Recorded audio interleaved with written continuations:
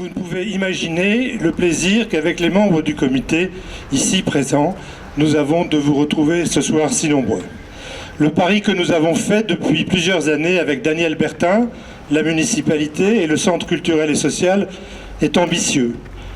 Nous appuyer sur le patrimoine architectural exceptionnel de Cuiseaux et sur la présence à Cuiseaux de deux grands peintres internationalement connus, Vuillard et Puvis de Chavannes, pour faire de notre pays du fin fond de la Bresse un pays des peintres. L'exposition La belle nature d'Édouard Vuillard connaît déjà un succès considérable avec près de 3000 visiteurs depuis le début de l'exposition. Et en cela, je veux remercier très chaleureusement Mathias Chivot, l'historien d'art, grand spécialiste de Vuillard et des nabis, et commissaire de notre exposition La belle nature de Vuillard. Mathias s'est dépensé sans compter sur ce projet depuis presque 2 ans. Il m'a demandé ce matin de vous transmettre ses excuses pour l'empêchement de dernière minute qui ne lui permet pas d'être des nôtres ce soir. Mais je vous rassure, il sera là demain pour donner une passionnante conférence à 17h, salle Stella, sur l'art de Vuillard. Et en grand mélomane qu'il est aussi, il introduira le concert de musique classique demain soir à 20h30 dans l'église de Champagnat avec les musiciens de l'Opéra de Lyon. Pour la notoriété de notre biennale, je voudrais aussi insister sur l'apport très précieux de deux grands artistes, je suis ému de le dire, que sont Jacques Truffémus, ici présent, et Olivier Giroud, qui nous ont fait la gentillesse d'abord de nous prêter leurs œuvres et aussi d'être ici ce soir. On vous en remercie vraiment infiniment et je crois qu'on peut l'applaudir. Oui, Olivier. Mais lui, il se cache, tu pourrais te lever. Vous pourrez lire dans la vitrine de l'Office de tourisme ou encore sur le site de la Biennale les grands articles, voire des pages entières que nous ont consacrés les journaux nationaux, parmi lesquels Le Figaro, Télérama, Connaissance des Arts, L'Œil et même Femme Actuelle ou Le Pèlerin. Ce dont nous sommes au moins aussi fiers, c'est la grande mobilisation d'un très grand nombre d'acteurs bénévoles de cette biennale et qu'ils en soient tous vraiment remerciés. Mais bien sûr, je n'oublierai sûrement pas les 25 tricoteuses dont vous voyez les œuvres ici, les résidents du foyer La Source qui ont si magnifiquement décoré les arbres de ce square, les 15 associations qui ont créé des totems qui sont placés dans tout le village, devant les lieux d'exposition, les centaines d'enfants des écoles qui ont créé et dont vous pourrez voir les œuvres dans la petite lessive déjà accrochée dans la cour du château des Princes d'Orange ou dans la salle qui leur est consacrée. Vous les artistes qui êtes ici ce soir, n'hésitez pas, venez nous boire, abandonnez tout et venez habiter dans notre vieux Cuiseaux. Faites comme Meunier et Mika, je ne sais pas s'ils sont là, comme Meunier et Mika que nous avons accueillis lorsqu'ils se sont installés l'an dernier dans la maison natale de Vuillard et qui vous accueilleront à leur tour si vous voulez les rejoindre à Cuiseaux. Alors, vous avez un deuxième impératif, c'est de venir beaucoup plus nombreux dès demain et d'amener tous vos amis. Merci de votre attention. Cette année, je n'hésite pas à dire que le rendez-vous est remarquable. Remarquable par la qualité des conférences, des concerts, des spectacles variés qui vont vous être proposés et de leurs intervenants. Remarquable par le nombre de visiteurs qu'il a déjà attirés pendant l'été et va continuer d'attirer durant les 2 prochaines semaines et de la formidable dynamique qu'il crée ainsi dans notre commune. Remarquable par l'animation qu'il génère, le nombre de personnes qu'il entraîne dans l'aventure, jeunes et moins jeunes, bénévoles et associations impliquées, initiés et non initiés. Remarquable humainement, parce qu'avec des expositions chez les habitants qui ouvrent leurs portes à cette occasion, avec les cours d'initiation gratuits, avec les animations de rue et les expressions libres, il fédère des gens d'origine sociale différentes, en prouvant que l'art, au-delà du cercle des initiés, peut et doit être populaire et accessible au plus grand nombre, peut faire aimer et découvrir, peut permettre de partager sentiments et émotions. Je connaissais la présence de très nombreux artistes, amateurs ou professionnels, qui avaient déjà pignon sur rue, ici ou là, dans notre commune et dans d'autres autour de nous. Je savais aussi que notre patrimoine local particulièrement important et reconnu devait non seulement être préservé, mais aussi valorisé et surtout valorisé. Je savais que l'empreinte laissée localement par 2 peintres célèbres, Pierre Puvis de Chavannes et Édouard Vuillard, pouvait devenir un véritable atout, à condition de trouver un vrai scénario et une juste mise en scène. J'étais persuadé, et je le suis encore plus aujourd'hui, que ce projet collectif apporterait une nouvelle dynamique touristique et économique sur notre commune et notre territoire. Il fallait susciter, il fallait enclencher. Le train est en marche. Il ne restera pas à quai. Il va continuer sa route inéluctablement, poussé par l'envie et la conviction, avec le soutien de tous les partenaires institutionnels et privés indispensables.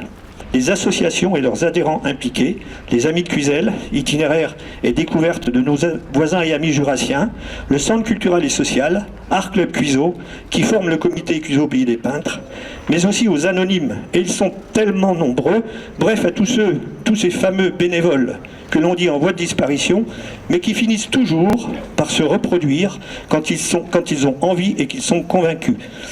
Cuiseau Pays des Peintres est en marche, soyons confiants et persuadés, soyons ambitieux et convaincus pour l'avenir.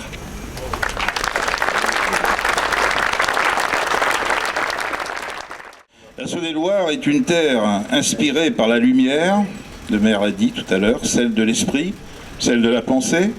C'est aussi cette lumière qui a permis à de grands peintres de talent d'exprimer leurs émotions. Pierre Puvis de Chavannes, Édouard Vuillard bien entendu. Ces deux derniers, vous êtes décidément bénis des dieux, sont de Cuiseau. La lumière dans votre cité doit être donc vraiment bénéfique pour les artistes peintres. En rendant hommage à Édouard Vuillard, vous rappelez aussi ce que fut le mouvement Nabi, qui regroupa à la fin du 19e des peintres inspirés, illuminés, comme je les aime, attachés au symbolisme, j'adore, et qui avaient surtout un point commun, celui du plaisir de peindre. Et si Cuiseau fut maintes fois assiégé et pillé par ses voisins franc-comtois, c'est aujourd'hui avec plaisir, dans ce cadre pacifié, que j'apporte le soutien de la région avec nos amis franc-comtois et bourguignons. Il faut faire entrer l'art dans notre vie. L'urgence de cette injonction me frappe chaque jour et j'ai le privilège de l'accompagner chaque jour. Nous devons inlassablement rechercher l'égalité d'accès à la culture, à la beauté, à l'art, pour tous et partout. La culture est un levier d'émancipation, un espace de rencontre, de dialogue, de respect de l'autre, de nos différences. La démocratisation de la culture et l'élargissement des publics constituent pour cette majorité régionale une priorité. Et puis venir ici, accompagner cette fin d'été en apothéose, avec cette rétrospective autour de la vie et l'œuvre de l'enfant du pays, dans le cadre de cette Biennale des Arts, je peux vous affirmer que l'art est entré dans notre région. Et vous y contribuez largement. Je vous avoue que je trouve ça un peu usurpé qu'on soit autant d'élus à prendre la parole alors que les vedettes, c'est quand même les artistes d'abord, les bénévoles, comme tu l'as rappelé Gilles, parce que c'est un travail et une mobilisation de longue haleine avec beaucoup de contributions volontaires, désintéressées mais passionnées. Et je pense que c'est avant tout ça qu'il faut mettre en exergue. Vous avez un socle évidemment extrêmement solide, socle patrimonial, socle architectural, socle avec les peintres qui appartiennent à l'histoire de notre pays, mais qui appartiennent aussi à l'histoire du monde, parce que ça a été rappelé, partout où on voyage aujourd'hui, et je m'amuse parfois à le faire parce que mes fonctions m'amènent souvent à l'étranger, partout dans les musées où on peut aller à l'étranger, des États-Unis ou ailleurs en Europe, on trouve des Vuillard, on trouve des Puvis de Chavannes, on trouve des Greuze. Bravo pour le beau moment que vous allez nous offrir, et puis longue vie à cette biennale.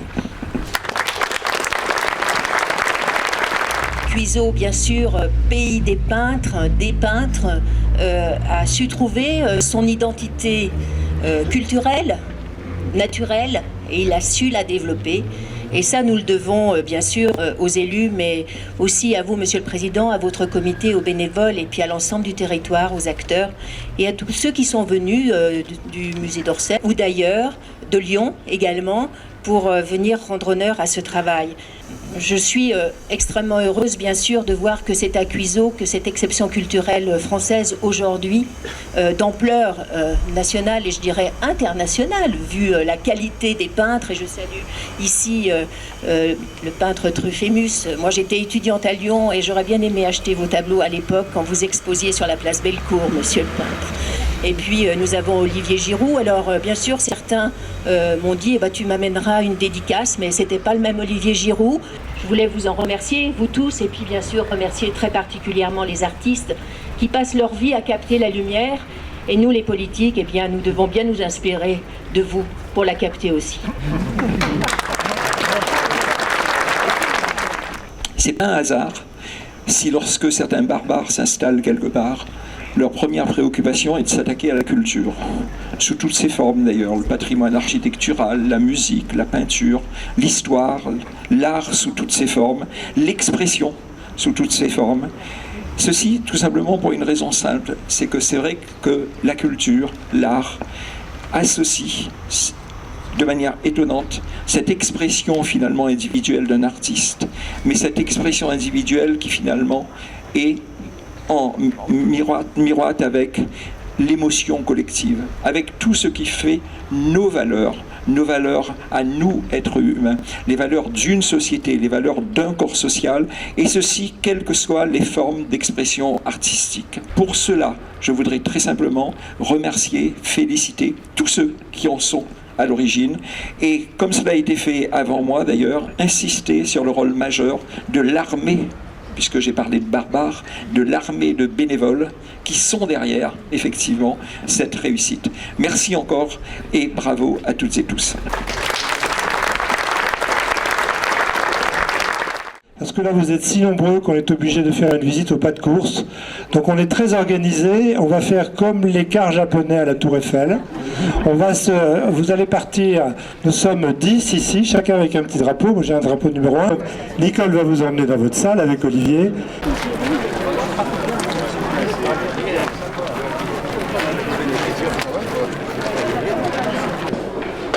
Le commissaire de l'exposition, Mathias Chivot, a délibérément fait cette exposition parce qu'elle ne s'était jamais faite, et parce qu'en plus il avait accès, c'est essentiellement des propriétaires particuliers qui nous ont prêté des œuvres, essentiellement d'ailleurs des membres de la famille, pas des descendants, puisque Vuillard n'avait pas d'enfants, donc des descendants surtout de son beau-frère, Pierre-Xavier Roussel, autre peintre nazi, qui sera probablement l'exposition de la prochaine biennale.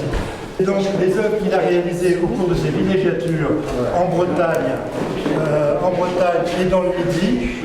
La deuxième partie, elle illustre surtout, il était très proche de ces marchands qui étaient les Hessel, qui étaient propriétaires d'un château à Clé-sous-Bois, près de Versailles.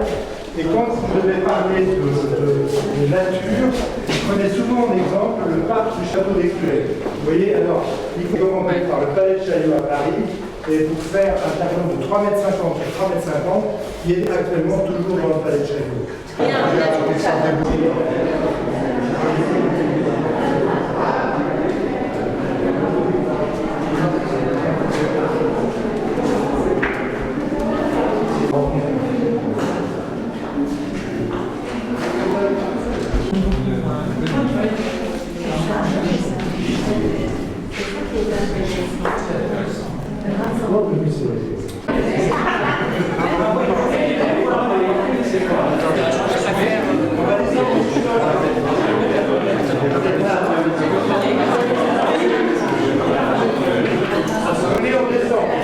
Précisément expliquer.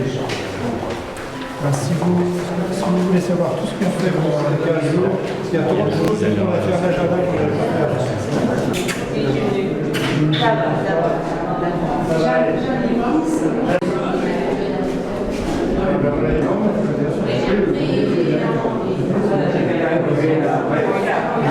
Alors, Arlette, t'as retrouvé du monde? Voilà, mais c'est agréable. Ah, mais c'est de la situation, je suis sûre. Voilà. Sûrement plus de Ça va être tout. Ils veulent acheter des catalogues, ils ont le droit, ça c'est sûr. Bon, alors. Non, maintenant que vous avez... Non, Jacques il s'en va, vous ne voulez pas faire de commentaires sur votre peinture, Jacques? Je peux rester 5 minutes encore. Vous voulez que vous parliez de votre peinture? Ça c'est très difficile. Il y a beaucoup de personnes qui attendent ça, mais depuis très longtemps. Ça viendra peut-être un jour dans quelques années. Il faut dire comme moi, ce sont aux gens qui regardent de parler de notre peinture. C'est à la peinture à parler pour moi, plutôt. Voilà. J'espère. Jacques Truffaut n'expose d'habitude que dans les musées. Il nous a fait la très grande gentillesse de venir. D'abord parce que c'est un ami d'Olivier et d'Isabelle Giroux, qui sont des amis à nous. mais aussi et surtout parce qu'il est passionné par Bonnard et Vuillard, c'est ses deux peintres de référence, et l'idée qu'un petit village qui avait vu naître Édouard Vuillard organise ça, il a la gentillesse de nous prêter ses œuvres. Alors les œuvres qui sont là, lui il tient à le dire, elles ne sont pas en vente, c'est sa collection particulière qu'il veut absolument garder jusqu'à ce que Dieu lui prête vie. Il a quand même 94 ans bientôt.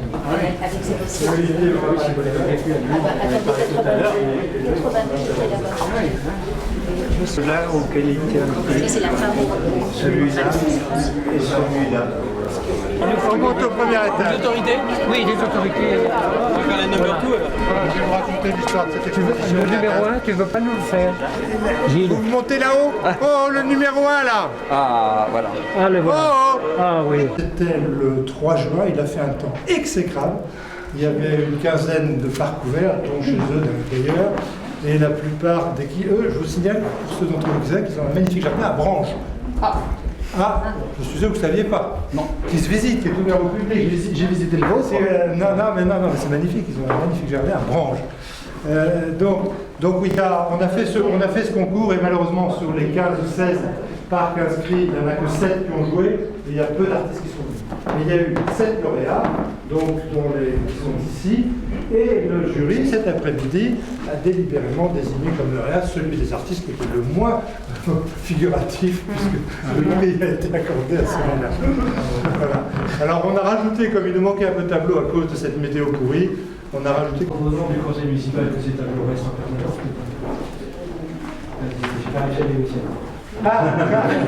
Ils vont repartir. Voilà. Exposition permanente. Salon des artistes contemporains. Pour la petite histoire, c'est donc la maison la plus ancienne de Strasbourg. Vous savez tous, bien sûr, que la ville de Cluny est connue par les moines de Gigny, qui est à 20 km d'ici. Donc Cluny, ça vient de Gigny. L'ordre a commencé. Et l'ordre a commencé. Voilà. Oui, c'est pas la messe Solange.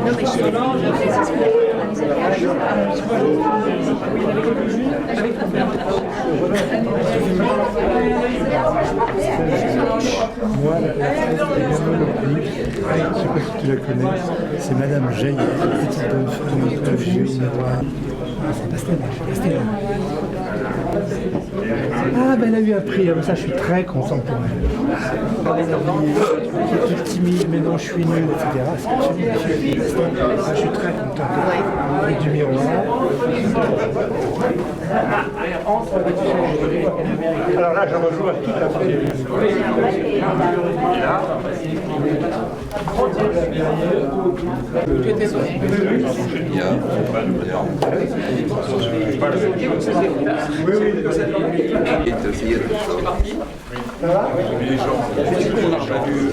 L'église a été reconstruite totalement en 1860.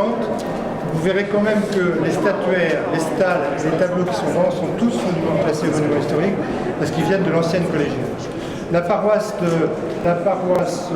dite Saint-Thomas de Puiseaux a tenu à s'associer à la Biennale en demandant à 4 artistes de créer des œuvres autour du thème de la création. C'est facile pour des artistes.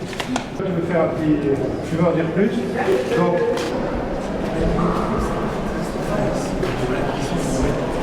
l'artiste est là aussi. Elle est là. Je ne sais pas où elle est. Elle s'appelle. Tu les as déjà vus? Non, je ne crois pas que je l'ai vu. Qui vit dans l'Ain et qui est spécialisé dans des statues beaucoup plus monumentales pour les édifices religieux. Dans l'art sacré. Les œuvres. Voilà. Dad est l'artiste qui expose. Là, on était désolé, on est obligé de passer 5 minutes. Et à dimanche. Vous venez à la maison? Je pense pas. D'accord. Ok. Donc Dad, l'artiste, est ici. Toutes ces toiles-là, même quand ça ne se voit pas spécialement, sont à base de peinture. Il faut tourner voir les toiles de l'église. Super. Ah oui. Vous avez exposé les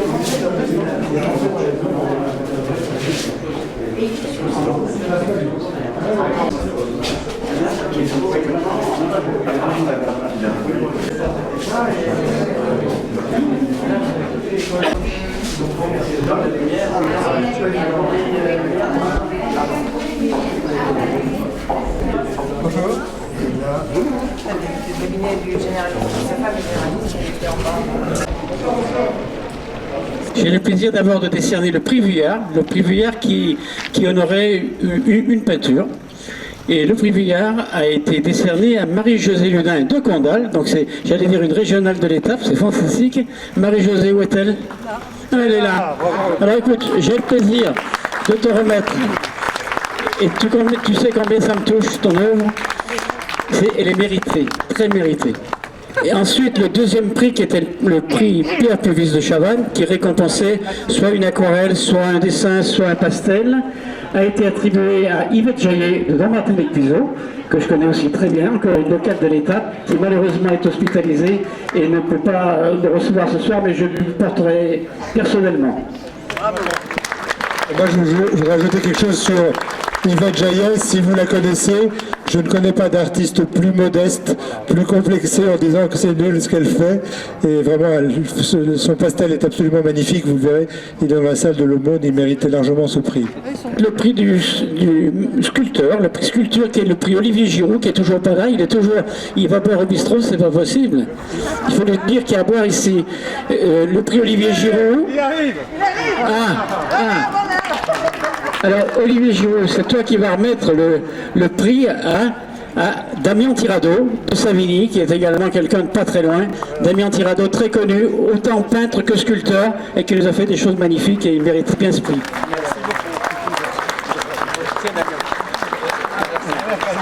Ici, je te laisse le délivrer, puisqu'il concerne quelque chose qui était très cher, ce sont les parcs et les jardins. Et comme vous le savez, on a organisé un concours de peinture sur chevalet dans les parcs et jardins de Bourgogne. La météo exécrable qui a eu lieu le 3 juin dernier fait qu'il y a eu relativement peu de parcs qui ont concouru.